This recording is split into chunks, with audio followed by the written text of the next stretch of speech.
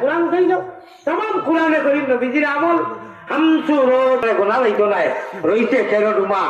ও 13 মধ্যে খারবার লাগাই দিয়া লাগাইতাম নি জোর জোর এন্ডা দিয়া না বুঝিয়া ইনি জাহান্নামী মানুষ হতো তো সব জাহান্নামী আপনি কইছেন কোনো কিতাবও দেখাইতে পারবেন না ভাই আমার মাথা বুঝি বুঝি বাকি আমার অর্থ দেখা বুঝো জাহান্নামী মানুষ হতো তো না কই